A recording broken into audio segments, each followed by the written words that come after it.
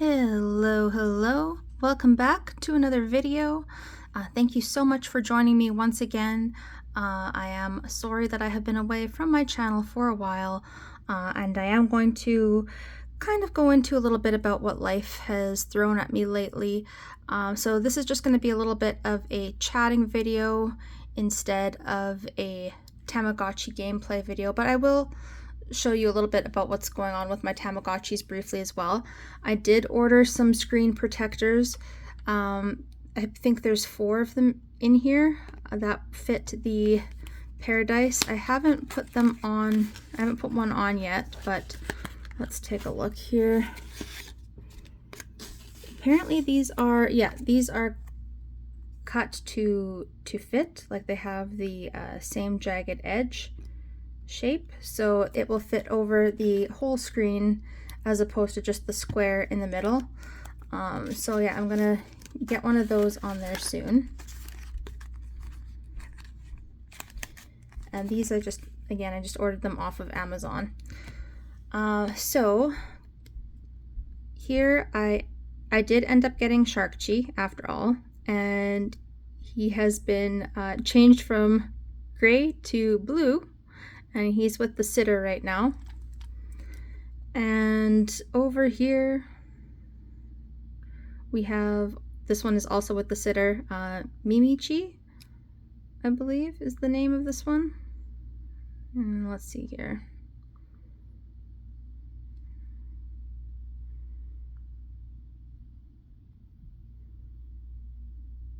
And there is an event going on as well. So let's go here, profile, yes, Mimi-Chi. You can see I'm on day 34 with this one. These are the same Tamas that were featured in my last video, which was like a month ago, over a month ago. So yeah, they've been with me this whole time, and I'm gonna send Mimi-Chi back to the sitter for a little while, just because we're going to be busy with something else here while we chat. Hello, I'm the Tamasitter. Leave everything to me. Okay. Yes.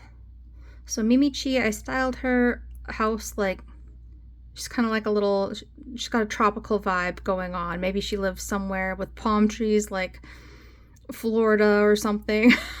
I don't know. It looks nice there. Anyway, so I'm gonna put these Tamas off to the side, and hey, why do I have Animal Crossing sitting out? Because I thought maybe we could build this little Lego set while we have a chat, and it's gonna be kind of a sad story.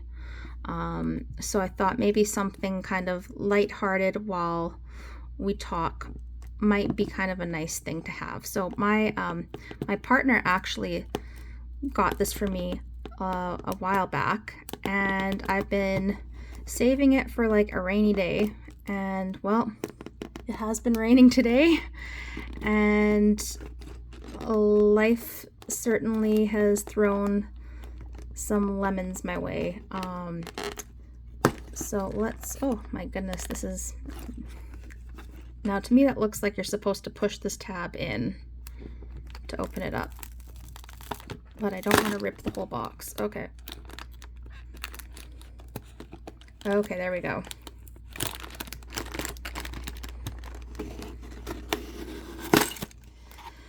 Okay, so this story is about my dog and about her health and what we have experienced with veterinary practices here, and an issue that we've had with I get, like, we live in a pretty large apartment complex. There's a number of apartment buildings in this complex, and an issue regarding someone else with a very vicious dog. So I'm going to start the story from the beginning. Basically, a couple months ago almost, I guess one of our neighbor's dogs, they don't like leashing their dog. They usually are pretty good, but occasionally they don't. And their dog is not trained. It's very vicious. It has attacked plenty of other dogs around here, and it's attacked people. And I'm the sort of person that thinks there's no such thing as a bad dog. There are bad dog owners that don't give their dog proper training, guidance, care.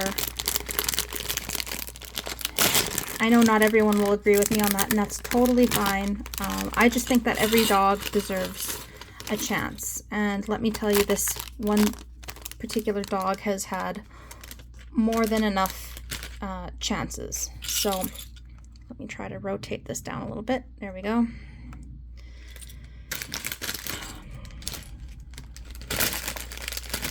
Okay, so step one, empty the bags. There's 2 pouches here. It looks like these pieces that have Celeste's body parts in them are in a kind of, they're between the 2 bags here, so I'm just going to open up both of them. So yeah, this dog has attacked elderly people. It has attacked other dogs around here. It's tried to bite me even in the past. This dog, I'm going to name drop the dog for the sake of the story. This dog's name is Coda. Coda was off leash and attacked my dog. And my dog happened to be out with my mom at the time when this happened. My mom had her out, and Coda ran up to her and tried to attack her. My mom whacked Coda away. My mom walks with a cane, so she whacked Coda. My mom likes to go for little strolls around the apartment complex, which is totally fine. You know, I think that's good for her to stay a little bit active. And anyway, this is a very hard story to tell. And I'm trying not to get too carried away here, so that's why I keep pausing. We thought that our dog was injured in that event because she started limping afterwards. Like right after that event, that night she began limping. And so, like any good dog parent would be, you get involved with your vet, and you know, we called them up and we booked an appointment, went in to be seen, and the vet didn't want to do any x-rays at that time. She just said, oh, it's likely just a sprain, you know, like there's no broken bones. I can tell there's no broken bones. It's just a sprain. Okay, well, you know, like that, I wasn't too happy with that, but okay, you know, like we'll take your word for it. You trust your vet, probably more than you should at times. You trust your vet. They know what they're talking about, don't they? At least that's how I felt at the time. And so we thought, okay, well, our dog just needs some time to recover, I guess, and we're going to leave things, I guess, for some time until she recovers. Time passed, and her leg kept getting more inflamed and more puffy. And I called the vet again to give her another update. I said, you know, like my dog still isn't doing good. She's limping. She's in a lot of pain to the point where she's not even wanting her favorite treats anymore. She doesn't want to get up for her food.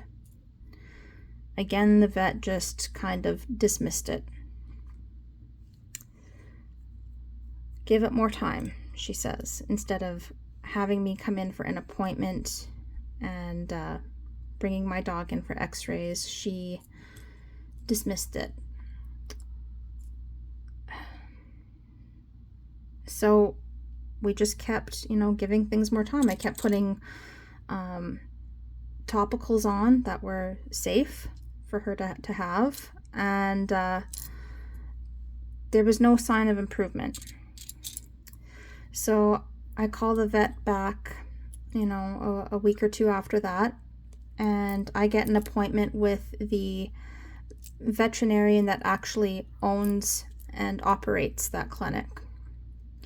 And I told him I need x-rays done because this isn't normal. So we do the x-rays and we find out that my dog has a very aggressive form of bone cancer. And she has what's called an osteosarcoma, and it's getting bigger, visibly bigger by the day. And it was in her arm. And so like that's a pretty big diagnosis. They wanted to either put her down or, am I missing a piece here? No, there it is. They either wanted to put her down or amputate her leg and do chemotherapy. And so I thought, okay, well, let's think about this. Maybe we should be getting a second opinion. I don't know. So like we left the appointment, went home, talked to some of our neighbors about this, and they suggested getting a second opinion would be a really wise thing to do in this case because it's a life-altering decision. So they recommended this really quote-unquote good vet that they've been taking their dogs to outside of the city. It's a rural vet. And we thought, okay, you know, like let's go give it a shot. So we took our dog out there for her second set of x-rays. And they had the same conclusion, I guess, that it was osteosarcoma. And they basically told us the same thing, you know, like it's probably wise to think about doing amputation, or else, you know, you might just want to have her put down. So, you know, like we leave that appointment, we're pretty upset by what we've just been told, and you need some time to kind of process these things when you hear them. We go home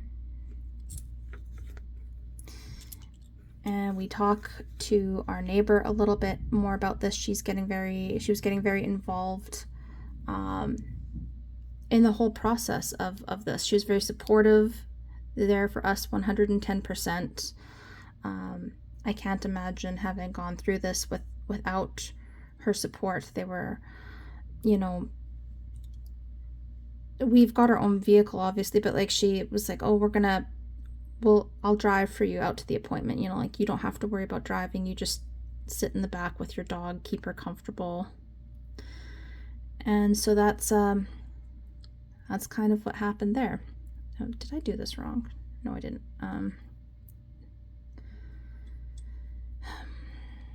Anyway, I'm sorry I'm slow explaining this. It's been a lot for me to take in and to process, and honestly my mind is just numb from this whole thing. I've been going flat out with this whole experience. All I knew at that point was I was going to do anything to save my dog's life, no matter what. And so they wanted to do like a third set of x-rays, not of her legs, but of her chest cavity, because apparently this type of cancer spreads to the lungs. It's one of the first places that it spreads to. And so we thought, okay, we'll do that. That was another appointment. That was appointment number 3. And so we go in to this rural vet again. We have these third set of x-rays taken, and we see yet again a different veterinarian, and this one was a piece of work. She actually she was questioning our morals for wanting to save our dog's life, wanting to give her a chance, which really, you know, I don't think that was the right thing to do. I don't think it's a vet's place to question your morals when you're trying to save your dog's life. We just wanted to give her the best shot that she could, and if she could get by on 3 legs like a lot of other dogs do, then that's something that we would be willing to discuss. But she made us feel horrible for not putting her down then and there. She put real fear into us by saying things like, even if your dog survives the surgery, there's a good chance that she can bleed out even days after her procedure, her amputation. And so, like, at this point, we're like, what? You know, like, why would she say that? You know, like, I know you have to hear all of the risks associated with surgeries, but, you know, like, even that, it just felt a bit extreme, you know.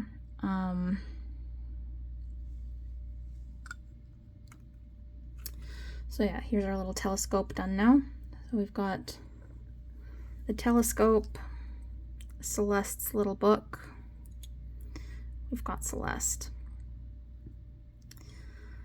And I'm sorry I'm not speaking well in this video. My mind has just been all over the place. I've had an extreme lack of sleep for like the last month. But I did really want to get a video out today, even if I'm not at my best. I wanted to talk about this because I feel like this is something that needs to be discussed. So at that point, we had kind of agreed that amputation was the route that we were going to go. And one vet told us, well, the only way that we were going to get the amputation is if we were to get her tumor biopsied. And to biopsy it, the risk associated with that is that, like, they're poking into the tumor and the cancer can spread, is basically how it was explained. And they can poke into it. They might not even get the proper sample from the tumor, because it can, like, they would have to drill into her bone to get the sample, I guess, the biopsy sample. That's a lot of pain for a dog. She would have had to be put under for that. We didn't know how we really felt about that at that time, so that was something that we had gone home again to kind of think about and discuss as a family.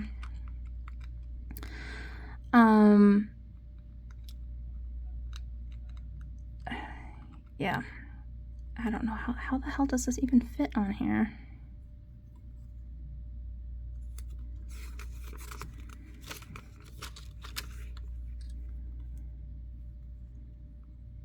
Does it go on this piece? Oh my god. I don't know how this tree fits on here. Anyway, tree can go off to the side for now. I don't really care about the tree. Yeah, let's put this on here. There we go. So these little openings should line up with here, I would think, right? No?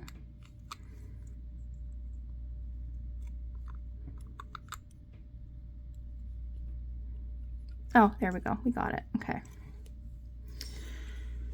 Yeah. It was a lot to process. So we go home and we're kind of, you know, like, talking about, well, we didn't really feel comfortable with doing the biopsy either.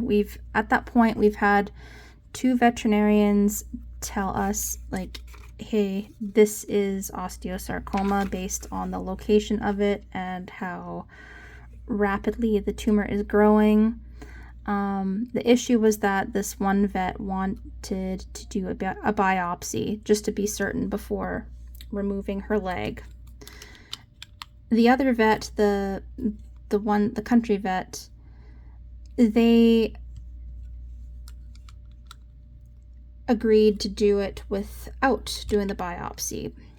Now, the issue with that was that the vet that they were, like the surgeon that they were going to get to do that amputation is not what you call board certified. It's just like a regular vet. They're not like I know I'm not using the right terms here. They're not like a board certified surgeon. I guess board certified surgeons are like a step up. They're more qualified. Well, I know regular vets are qualified to do surgeries too, but board certified surgeons, I guess, have that added credential. And so we felt safer getting a board certified surgeon in this case for such a major surgery, especially when that rural vet told us all these things about our dog bleeding out, and that put a lot of fear into us, and we didn't feel comfortable going through that. So we went back to the initial vet and we said, hey, we want you to do this surgery for us, but we don't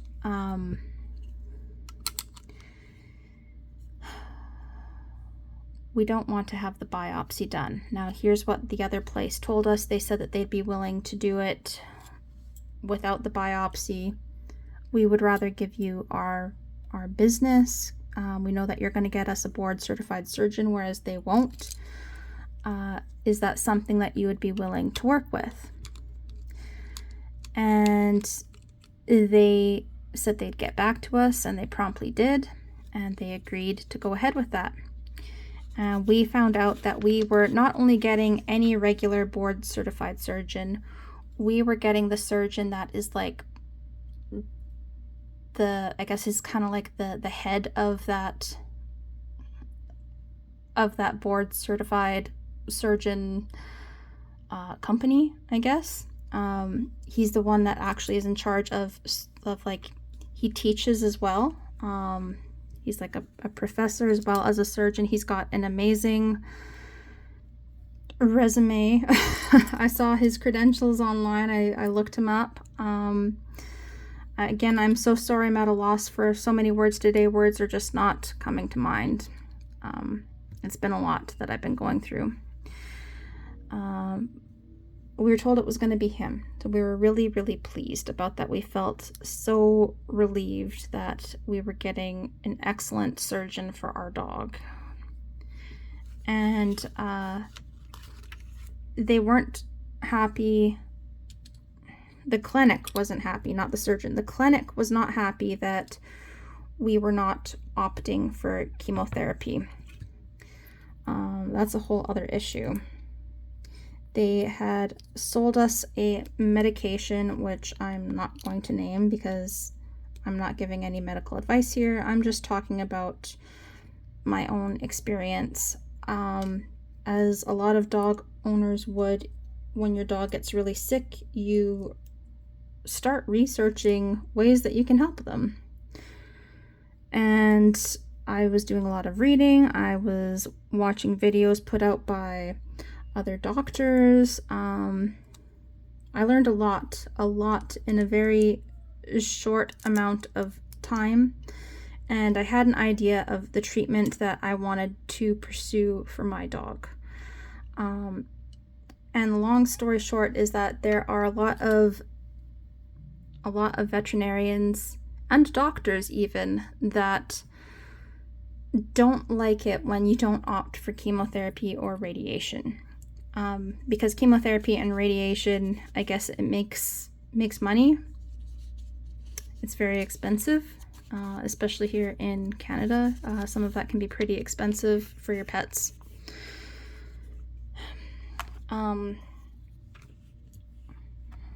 I don't know if it's true or not, but I've also been told that, some veterinarians or doctors will get bonuses based on how much chemotherapy they can sell, I guess. I don't know if that's true. At this point, based on this experience, nothing would surprise me. I was treated very, very poorly for not wanting to go ahead with chemotherapy. I had purchased this other medication that I wanted to use for her treatment that I had really done my research on. And let me tell you, they treated me like a criminal after that. I didn't think that I always thought it was like illegal for them to request that you bring the medication back after they had sold it. And they had, at that point, they said that we needed to, because we weren't using that that medication for its intended purposes, which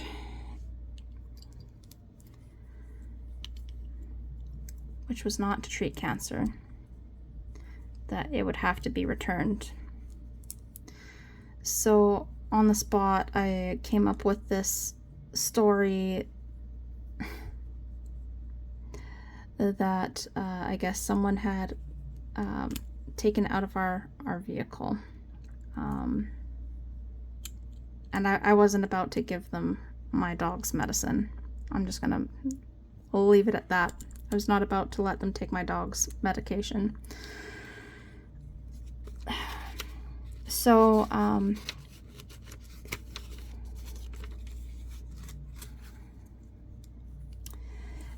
yeah, that was a tough one. That happened the day that we were there for our third set of x-rays, that they sold this to us, not knowing that we were going to use it for this cancer treatment, and they demanded that we bring it back. I was very surprised at that. I didn't think that was even legal to do. I felt very betrayed that they didn't have my dog's health at heart. They cared more about liabilities because that form of treatment isn't recognized in Canada at this point. So yeah, they care more about liabilities than they do about your dog getting better. And that was very disheartening to experience that. So here we've got our moon built. Got the little, I think this is like a pond area, I don't know. Oh yeah, this is where the little star fragments are going to be placed. See on the box there. So I guess now we've got to build this little table area. Yeah.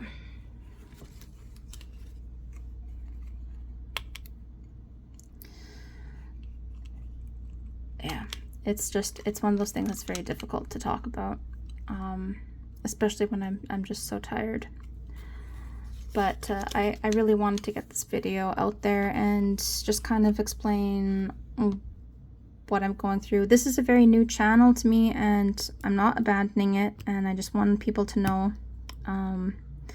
So she's on this new medication. She's doing really good, actually. She had another lump that was on her side, and this new medication broke down that tumor, and it dissolved it after only 10 doses. What do you know? She had that lump there for months, and her regular vet had told us that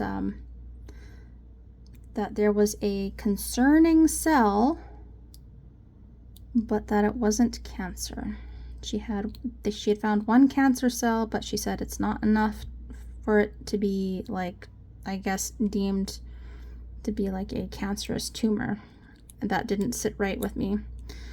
I was very surprised to see that this medication had actually done the trick and dissolved that lump. after, you know, her having that for months, and it was kept getting bigger and more red and bleeding. It was awful. She was in a lot of pain with that. The vet didn't even want to remove that.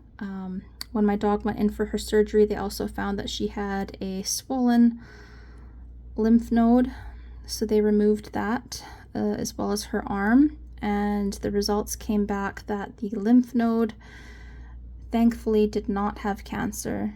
I'm still glad that they took it though, just in case. And I mean, like, that she doesn't need a lymph node for an arm that she doesn't have anyway. So better safe than sorry. And they did the biopsy on the arm after they removed it, and of course it was as suspected. It was that a really advanced and aggressive osteosarcoma, which we already knew. So I mean, that I just felt like I was hearing it again for another time. You know, before the surgery, I had to go and pick up her pre-surgery meds from the night before, and that itself was a nightmare too. I was treated very poorly from this vet tech. I was asked to bring in a standard procedure for them to ask for any list, like a list of medications and supplements that your pet is on before surgery, and I provided that. And it's like she was so inconvenienced that I was bringing in this list, because she had to go and do her job and look up some of these medications and supplements, and she took exception to some of these things that I've had my dog on for treatment. I asked, will this interact with anything that she's going to be given throughout the surgery? She said she didn't know, which is fair. And is the attitude. You know, she was standing there talking to me with her eyes closed and her nose in the air, shaking her head. And I was left feeling like, if I'm inconveniencing you with a couple questions about the surgery and the aftercare, and doing what I was asked by providing you this list of information for what my dog's been taking, then I don't feel safe having this person anywhere near my dog. And I had relayed that to someone at that clinic. They made note of it, and by the sounds of things, we're not the only client that had an issue with that lady there. Sounds like she is getting into trouble because she's likely done this to a number of clients. And it's just not nice to do that to people when they're going through such an emotional and difficult time.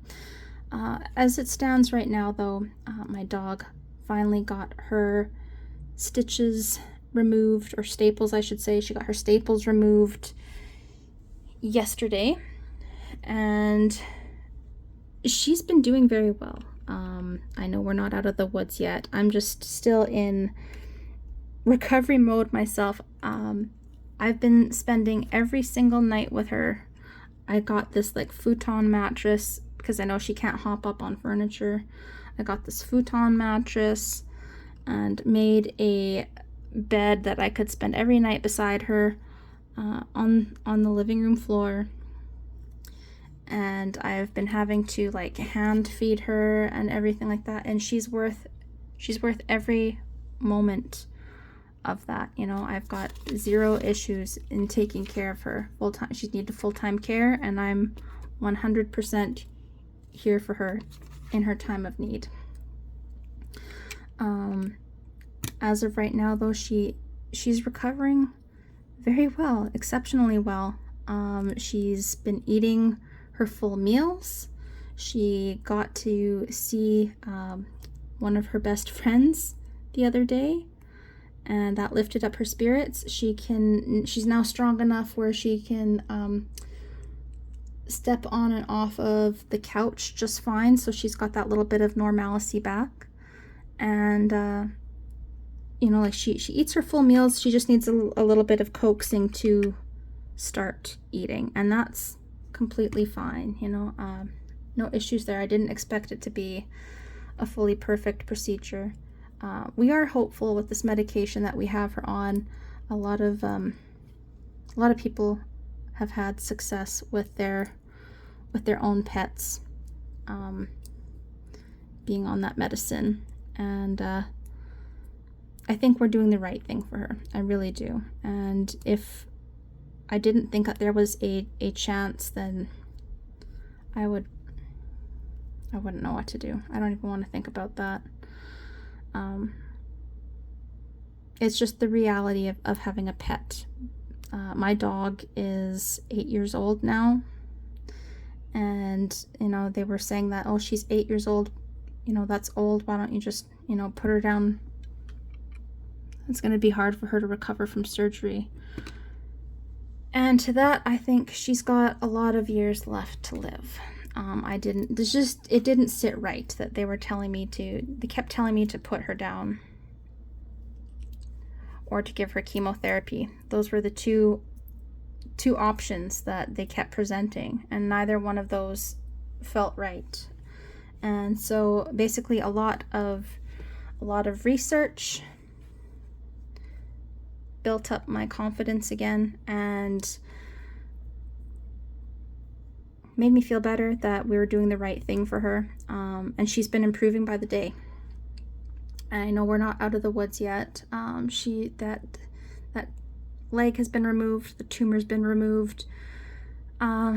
They are concerned about microscopic lesions in her lungs. Now, there's an area in her lungs that they're not entirely sure. They can't confirm whether or not it has spread, but apparently there is an area of concern. But from what I've researched on some of the medications that we have her on is that it has been known to heal lesions in the lungs and to also destroy cancer cells. So I've just been following some guides that other veterinarians have put out there for people that aren't in my country, unfortunately. I really wish that these options were available to pet owners here. It really saddens me that probably a lot of pets' lives get cut short because people just aren't given the option.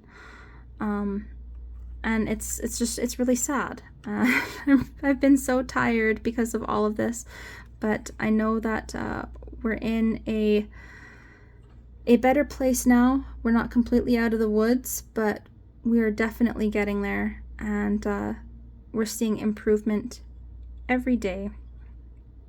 So I'm very thankful for that, and thank you so much for watching this. I'm so sorry.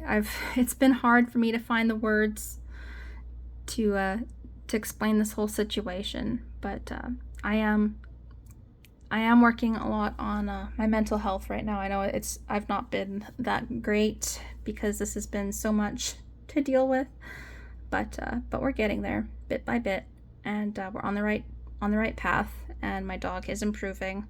So we're just holding on to that hope, and we're going to keep following this regime, and probably in January we're going to take her in for some lab work to determine whether or not that cancer is still there, or if it has been wiped out by this medicine that we've been giving her.